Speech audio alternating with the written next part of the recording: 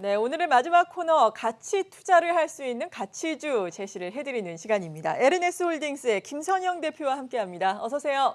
네, 반갑습니다. 네, 저희가 이 코너를 새롭게 선보인 지 어느덧 한 달 정도가 되어가고 있는데 네. 그동안 소개를 해드린 종목들의 수익률이 실제로 잘 나고 있다고요? 네, 네, 그렇습니다. 네, 소개를 좀 해주시면 좋을 것 네, 같아요. 맞습니다. 일단 오늘 그 시간상 한 종목 정도 소개를 해드려야 될 것 같고요. 일단 지난 2019년 6월 11일 이 시간에 소개해드렸던 LMS라는 종목입니다.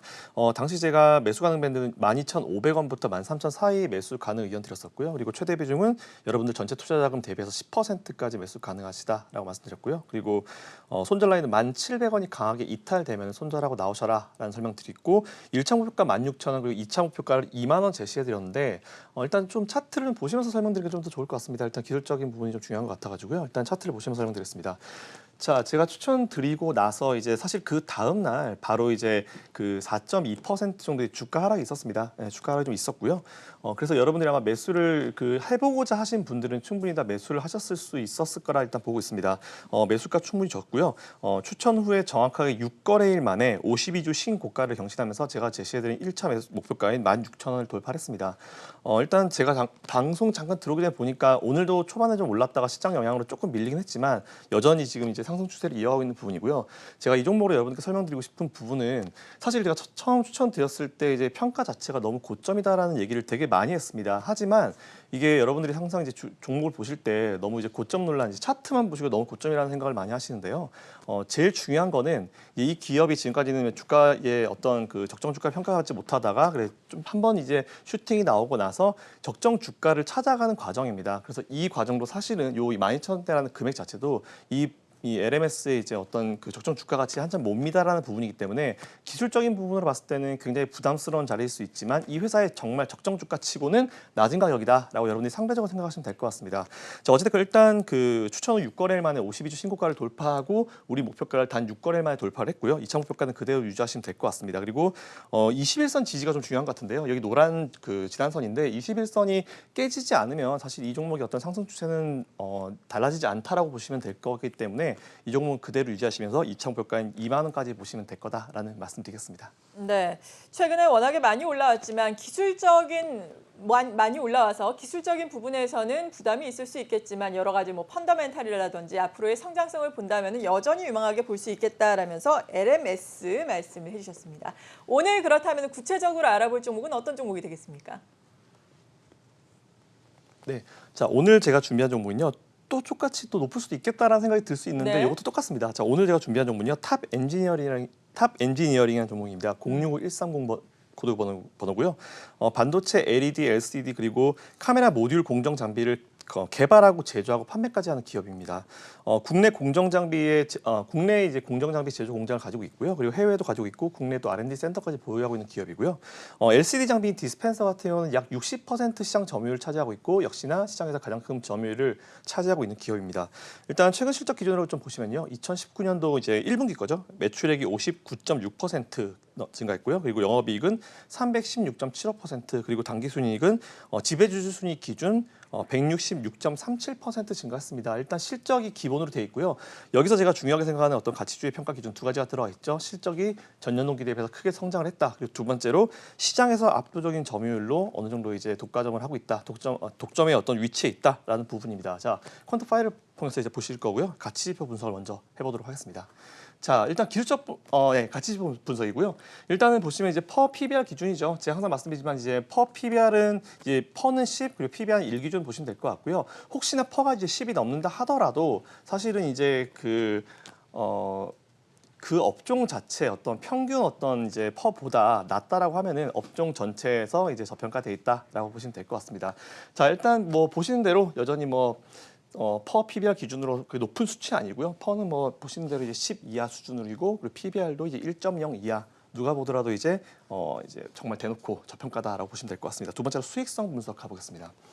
자, 수익성 분석인데요. 뭐 ROE, ROA 부채 비율. 뭐 제가 지난주 설명드렸던 것처럼 ROE와 ROA 같은 경우는 사실은 이제 ROE는 그죠. 그 자산에서 이제 부채 빼놓고 순수 이제 자기 자본 대비 수익률이기 때문에 ROE를 좀 많이 보고요. 그리고 자산을 봐야 되기 때문에 ROA를 같이 보면서 마지막으로 보는 게 부채 비율인데 부채 비율 같은 경우는 뭐 항상 말씀드리지만 150%까지는 그래도 어느 정도 이제 이 정도면 됐다. 라고 생각할 수 있을 것 같습니다. 자, 부채 비율은 여전히 뭐 100 이하, 한참 이하 수준인 것 같고요. 그리고 ROE 같은 경우도 어느 정도 이제 유망한 수준을 충분히 나타내고 있기 때문에 여러분들이 이 기업을 실적 그리고 성장세 부분에 대해서 뭐 수익성에 대해서 뭐 크게 걱정하실 필요가 없다라는 말씀드릴 수 있을 것 같습니다. 다음은 성장성 분석입니다.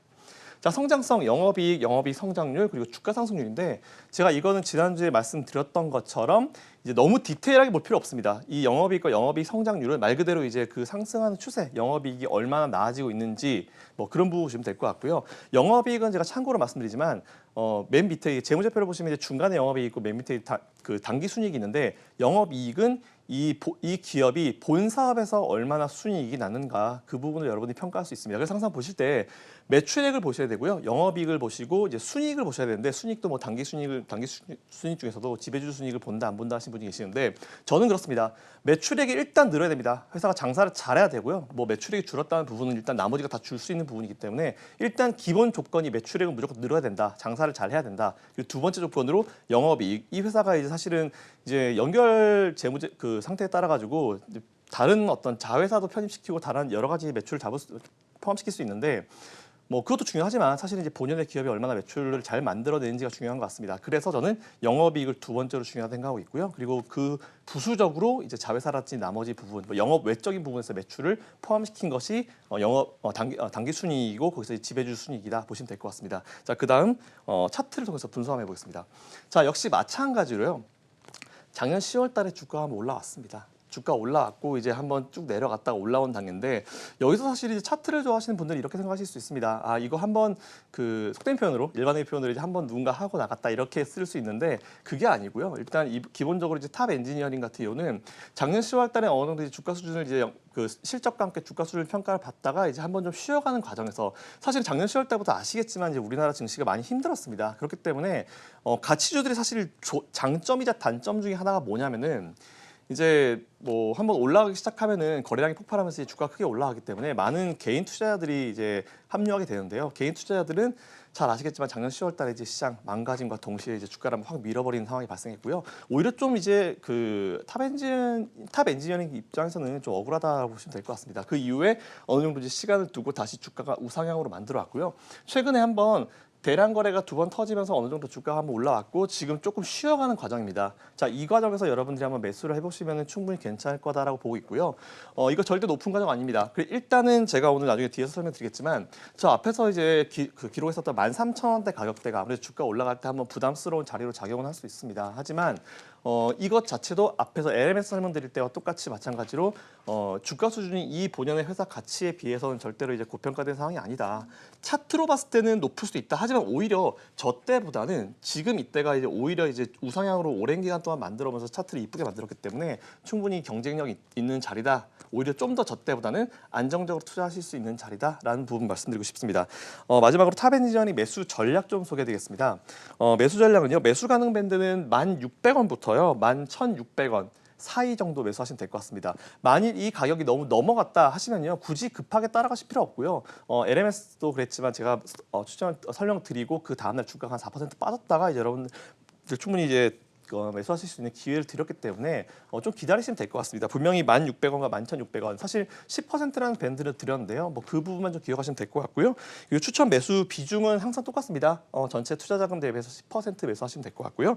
그리고 손절 라인은 9,700원이 강하게 이탈되면 손절하시면 될 것 같다라는 말씀드리고 목표가는 1차 13,000원 아까 차트에서 보여드렸던 것처럼 지난번 고점 자리 13,000원 제시해드리고요. 두 번째로는 15,000원 제시해드리도록 하겠습니다. 네, 그렇군요. 사실 지금 10,000원, 11,000원대에 올라오면서 이 부분에서 다소 횡보를 하고 있는 주가의 흐름인데 그럼에도 불구하고 지금도 또 고점이지만 연고점 수준이지만 여전히 고평가된 수준은 아니다. 지난해의 고점, 그러니까 52주 최고가 수준을 충분히 경신할 수 있는 탑 엔지니어링 여러 가지 모멘텀을 가지고 있다라고 설명을 해주셨어요. 가치주에 대해서 이렇게 항상 설명을 해주고 계신데 가치주 이 종목별로 투자 비중을 한 10% 정도 가지고 가야 한다라고 항상 강조를 해주고 계시잖아요. 그렇다면 전반적인 시장 상황을 봤을 때 전체적으로 지금 이 시점에서 적합한 주식과 현금의 비중은 각각 어느 정도라고 생각하시는지 마지막으로 좀 간략하게 여쭤보고 싶네요. 솔직히 말씀드리겠습니다. 네. 사실 저는 이제 그 똑같은 질문 사실 너무 많이 받았어요. 저한테 이제 현금 비중이랑 주식 비중을 얼마 정도 하고 있느냐 많이 물어보시는데 저는 평시와 뭐 하락시, 상승시에 좀 달리 평가를 합니다. 물론 이제 상시에는 이제 올라가는 시기다라고 봤을 때는 100% 주식을 가져가는 게 맞고요.